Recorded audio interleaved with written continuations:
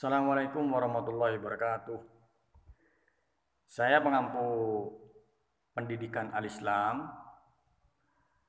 akan memberikan pendidikan atau pembelajaran Al-Islam yang pertama, yaitu yang perdana. Dalam KD yang perdana ini adalah Al-Quran dan hadis. Al-Quran dan hadis di sini membahas sikap rendah hati, hemat, dan hidup sederhana. Sikap rendah hati, hemat, dan hidup sederhana itu terinspirasi dari Al-Quran surat Al-Furqan. Surat Al-Furqan itu surat yang ke-25 ayat 63. Saya bacakan. A'udzubillahi minasyaitonirrajim. Bismillahirrahmanirrahim. Wa ibadur rahmanil ladzina yamshuna 'alal ardi haunan wa idza khatabahumul jahiluna qalu salama.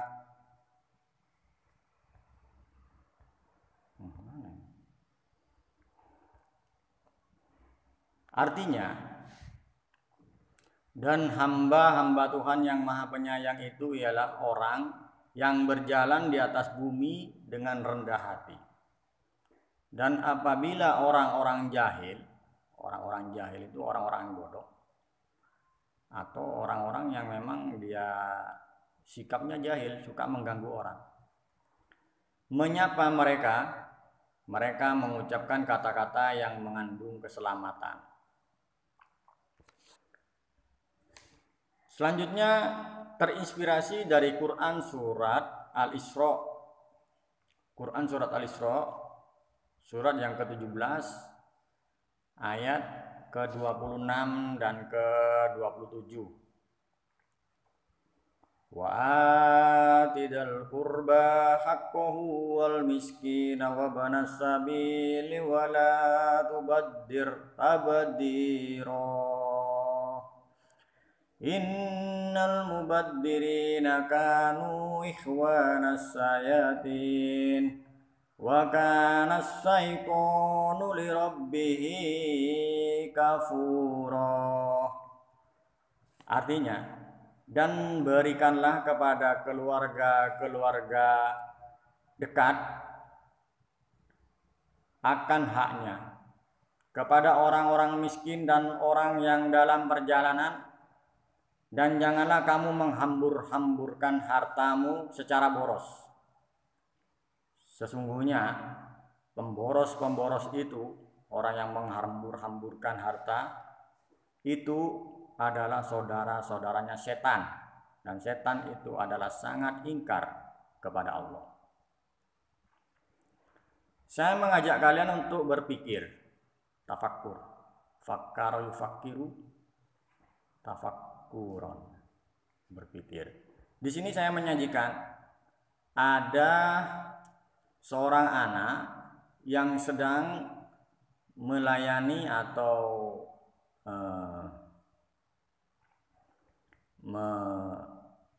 melayani orang tuanya, yang mana orang tuanya tadi itu sedang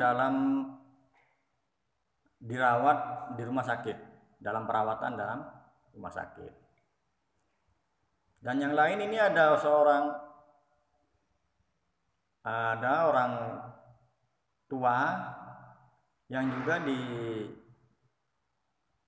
dirawat oleh para medis, dan mungkin dia sakaratul maut atau mungkin dia sedang mengalami satu peristiwa yang akan mengakibatkan kepada kematian. Yang gambar yang ketiga adalah gambar mayit yang sudah dibungkus menjadi pocong, yang dikelilingi oleh sanak atau familinya yang mungkin akan diberangkatkan ke liang lahat. saya mengajak berpikir kalian untuk dalam keadaan seperti itu, apa yang akan kalian lakukan? Misalnya, dalam keadaan seperti itu, dalam keadaan orang tua misalnya sakit, apa yang kalian lakukan? Atau gambar yang kedua, dalam keadaan orang tua kalian mengalami sakaratul maut, apa yang akan kalian lakukan? Atau gambar yang ketiga, dalam keadaan orang tua kalian meninggal, apa yang akan kalian lakukan? Selanjutnya, saya mengajak tafakkur. Tafakkur ini merenung. Tawadhu atau rendah hati merupakan sikap yang timbul karena melihat dan terbukanya sifat-sifat Allah.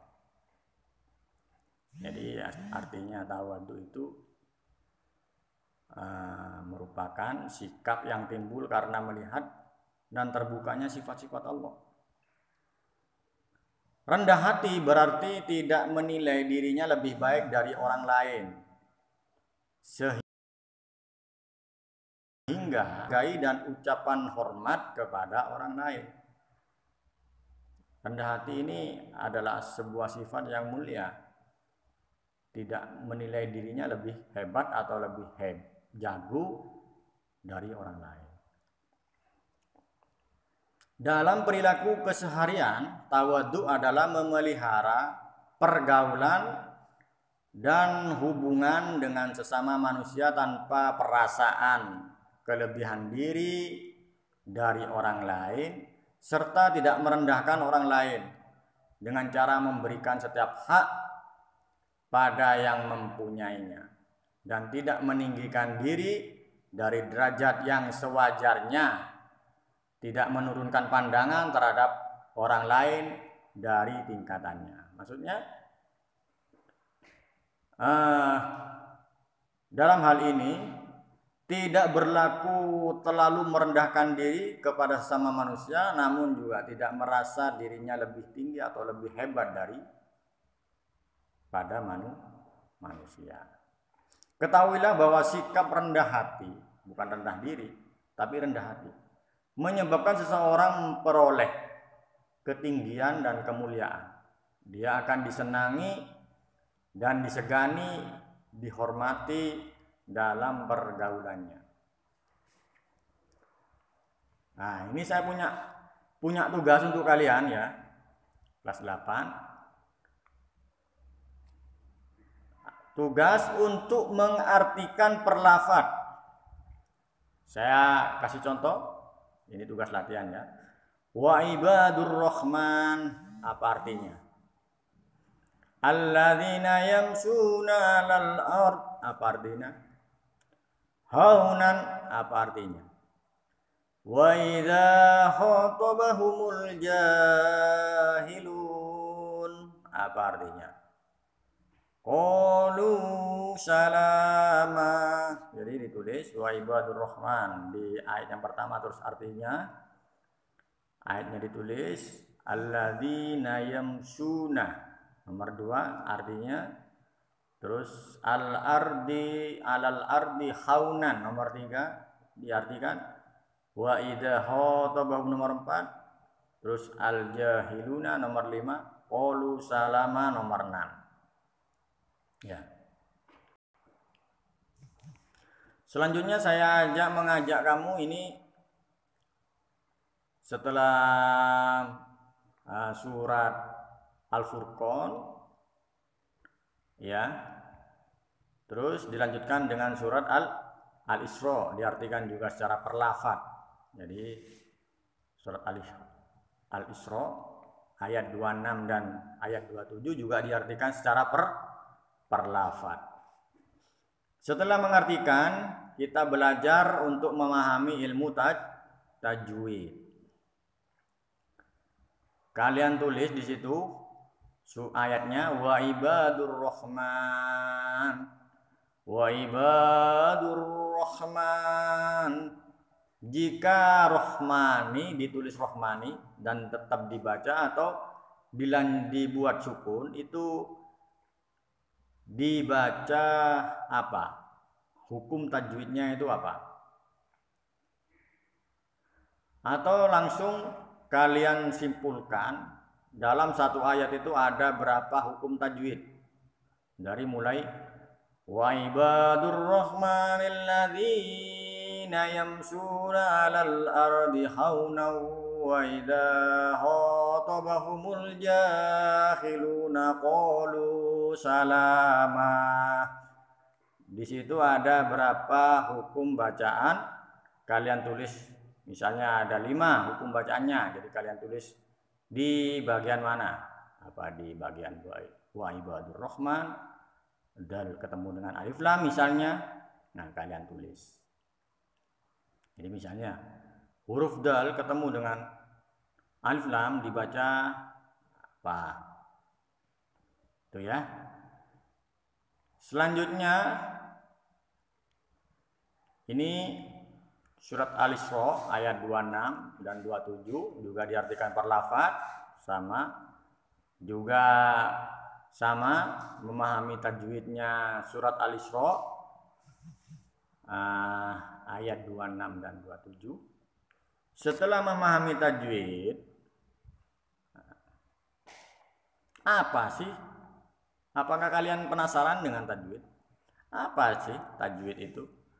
Tajwid adalah grammar Al-Quran atau ilmu yang membahas tentang ketentuan dalam membaca dan bacaan Al-Quran. Dalam ilmu tajwid itu diatur atau ada ahkamul huruf, ada makhorijul huruf, bentuk huruf, ada bentuk huruf, ada makhraj, bentuk huruf atau bunyi huruf. Makhorijul huruf adalah tempat keluarnya huruf atau bunyi huruf. Dan itu semuanya ada di ilmu tajwid. Di tajwid juga ada hukum dalam membaca mati. Tuh, misalnya mat dibaca mat. Mat itu ada banyak macamnya. Ada mat tobi'i, ada mat jaiz, mat wajib mutasil. Nah, itu. Mat tobi'i adalah membaca panjang sepanjang 2 harokat jika setelah fathah ada alif, setelah kasroh ada ya, setelah doma ada waw. Cara membacanya harus dibaca panjang sepanjang 2 harokat. Nah, saya memberikan tugas untuk menulis hadis-hadis pilihan ya. Jadi hadis-hadis pilihannya itu ditulis dan diartikan. Setelah itu dikirim lewat WA pribadi. Saya cukup sekian. Kita akhiri pembelajaran hari ini dengan membaca alhamdulillahirabbil alamin. Subhanakallahumma wa bihamdika asyhadu an la ilaha illa anta astaghfiruka wa atubu ilaik. Assalamualaikum warahmatullahi